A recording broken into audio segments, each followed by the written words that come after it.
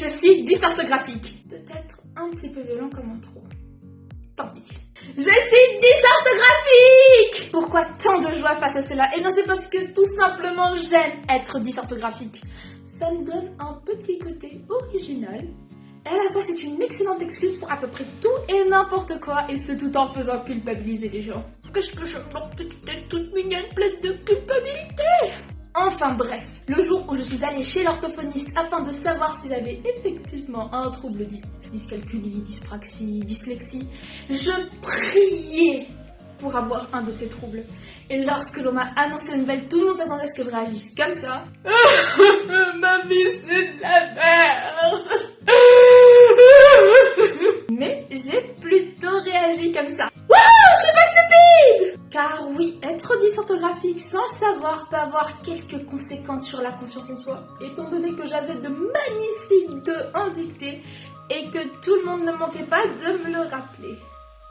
Lina, t'as encore d'en dictée? Alors ça fait quoi de devoir devenir une femme de ménage seule avec 80 chats parce que personne veut d'une fille stupide qui sait pas écrire une phrase correctement, hein?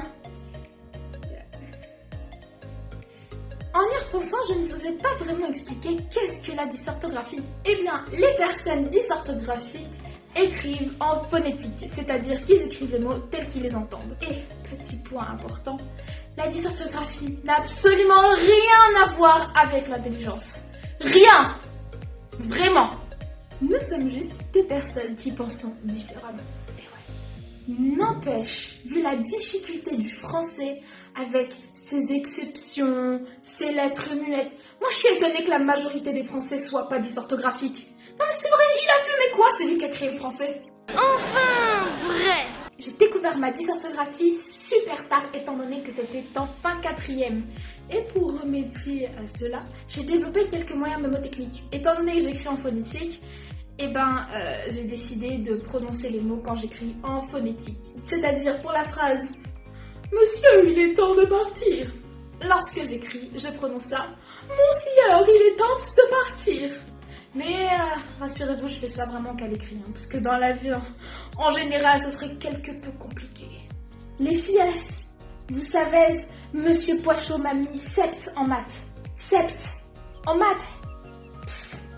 C'est plus logique, mais compliqué. D'ailleurs, si vous voulez une vidéo sur mes moyens mnémotechniques ou bien une approche plus scientifique sur le sujet, dites-le moi en commentaire. En y repensant, le mot dysorthographie est un problème à lui seul pour toutes les personnes possédant ce trouble, étant donné qu'il est archi compliqué à écrire. C'est sûr que ce n'est pas un dysorthographique qui écrit ce mot, hein, parce que un dysorthographique l'aurait plutôt écrit comme ça, au lieu de comme ça. P-H-Y. Compliqué.